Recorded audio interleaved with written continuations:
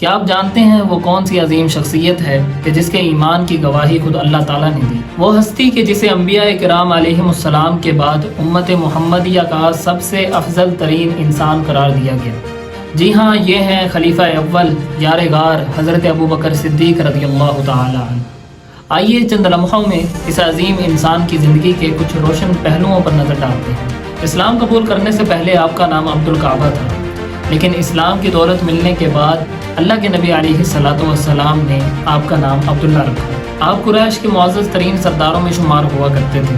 لوگ آپ کی دانائی، دیانتداری اور بہترین رائے پر اتنا اعتماد کیا کرتے تھے کہ اپنے اہم معاملات میں آپ سے مشورہ لیا کرتے تھے۔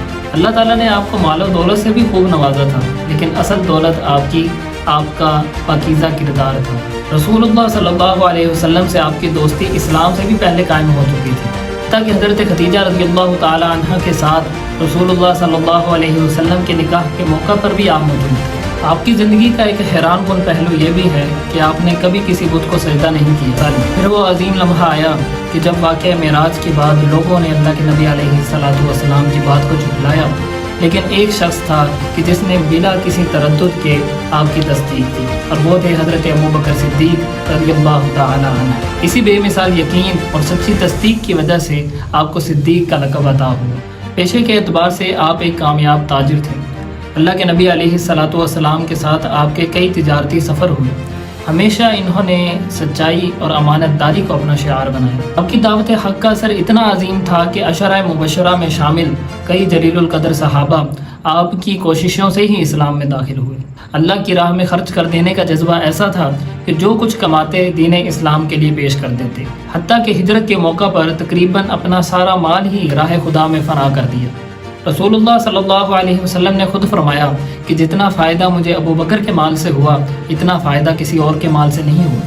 اخلاق، محبت، وفاداری، قربانی اور رسول اللہ صلی اللہ علیہ وسلم سے والہانہ عشق، یہ ایسی صفات ہیں جن میں حضرت ابوبکر صدیق رضی اللہ تعالی عنہ باقیوں سے نمایاں تھے۔ رسول اللہ صلی اللہ علیہ وسلم نے اپنی حیات مبارکہ میں ہی آپ کو نماز کی امامت کا حکم فرما دیا تھا، جو کہ آپ کے علم، تقوی اور فضیلت کی واضح دلیل ہے۔ اور جب نبی کریم صلی اللہ علیہ وسلم کا وصال ہوا تو تمام صحابہ کرام نے اتفاق رائے سے حضرت ابوبکر صدیق رضی اللہ تعالی عنہ کو خلیفۃ المسلمین منتخب کیا، کیونکہ اس وقت ان سے بہتر روئے زمین پر کوئی شخصیت نہ تھی۔ حضرت ابوبکر صدیق رضی اللہ تعالی عنہ کی زندگی قربانی، وفاداری، ایمان اور عشق رسول کا ایسا روشن باب ہے کہ جس کی مثال تاریخ میں بہت کم ملتی ہے۔ یہ تو صرف ان کی زندگی کا مختصر سا تعارف تھا۔ ان کے عظیم کارناموں کی فہرست اتنی طویل ہے کہ کئی گھنٹوں کی ویڈیو بھی کم پڑ جائے۔ اور آخر میں ایک بات ضرور یاد رکھیے گا کہ ایسی شخصیت سے محبت کرنا دراصل رسول اللہ صلی اللہ علیہ وسلم سے محبت کرنے کی ایک نشانی ہے۔ اس لیے ہمارے دلوں میں حضرت ابوبکر صدیق رضی اللہ تعالی عنہ کی محبت اور عقیدت ہونی چاہیے، نہ کہ بغض، تعصب یا کسی قسم کی نفرت۔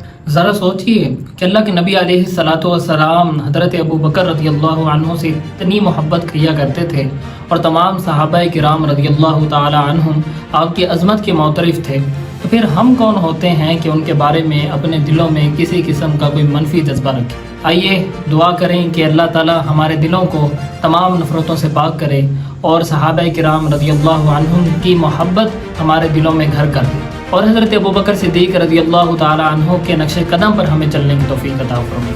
اگر آپ کے دل میں بھی حضرت ابوبکر صدیق رضی اللہ تعالی عنہ کی محبت ہے تو کمنٹ میں ضرور لکھیے گا رضی اللہ عنہ، تاکہ یہ محبت مزید دلوں تک پہنچے۔